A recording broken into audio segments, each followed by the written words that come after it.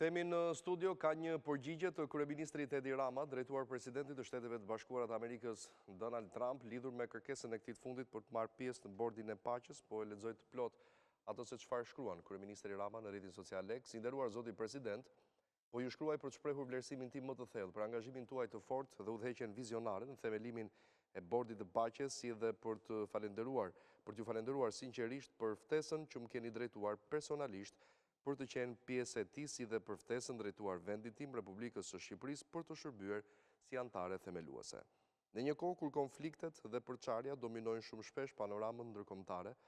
paqja duhet formsohet aktivisht e jo të pritet pasivisht e diskutohet pafundësisht në forume politike, teksa përreth globit jetë pafajshme humbasin kotësisht çdo minutë. Bordi i paqes shfaqet si mishërim i kësaj domosdoshmërie urgjente, duke trajtuar njëkohësisht pasojat e menjëhershme të konflikteve dhe shkaqet më të thella strukturore që e prodhojnë paqëndrueshmërinë. Kjo nismë ka potencialin të shndërrohet në një model të vërtet transformues të ndërtimit të paqes në nivel global, shkruan kryeministri në përgjigje të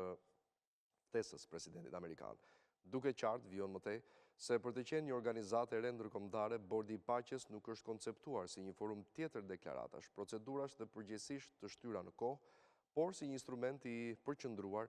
dhe qëllim plot i udhëheqjes dhe përgjegjësisë globale. Kur flirtohet pafundësisht përmes shtresave të procedurave,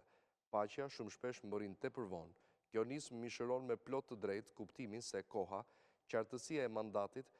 dhe përgjegjësia personale në nivelin më të lartë janë vetë instrumentet të paqes. Prandaj,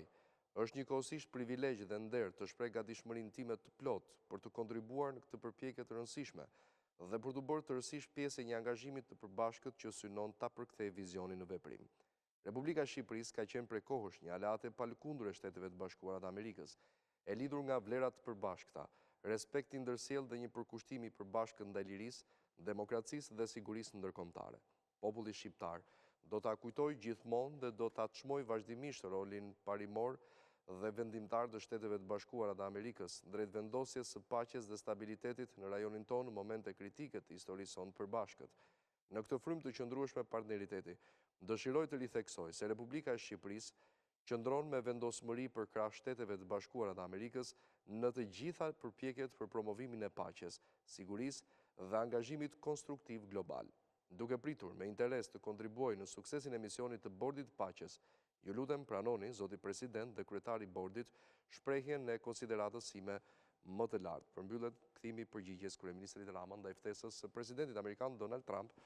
për të marrë pjesë si vend themelues në bordin e paqes, me shumë vende të tjera që janë përgjigjur, por ndërkohë Franca ka refuzuar diçka të tillë dhe ka marrë paralajmërime për rritjen e tarifave të madrave që hyjnë në Shtetet e Bashkuara nga ana e Francës.